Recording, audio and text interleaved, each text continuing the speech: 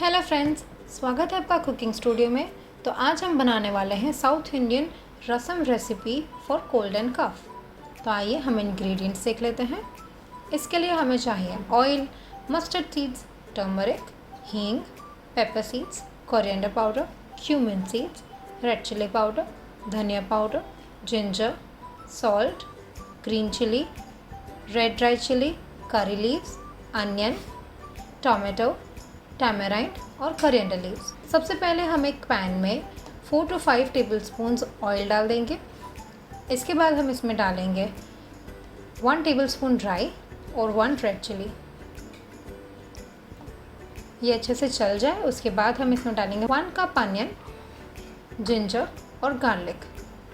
सब एकदम बारीकी से आप कट कीजिए और आप चाहे तो इसको आप अच्छे से मैश भी कर सकते हैं।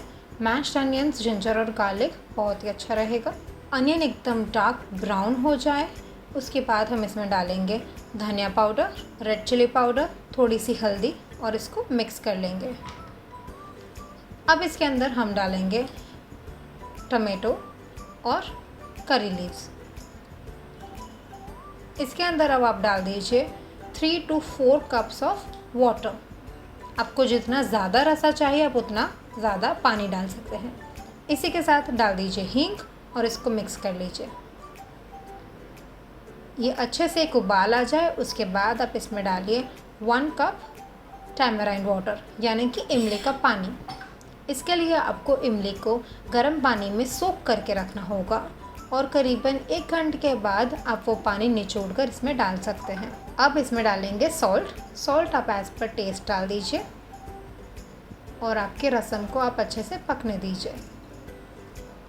आपको रसम को जितना ज़्यादा रसा वाला रखना है या फिर खट्टा रखना है वो आपके ऊपर है।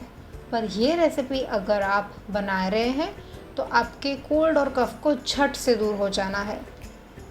आपका रसम एकदम रेडी है तो अब हम इसे सर्व कर लेंगे। आप ये रसम को राइस के साथ भी खा सकते हैं और अकेला एज अ सूप भी पी सकते हैं। गार्निशिंग के लिए मैं इसमें डाल रही हूँ ऊपर से कोरिएंडर लीव्स।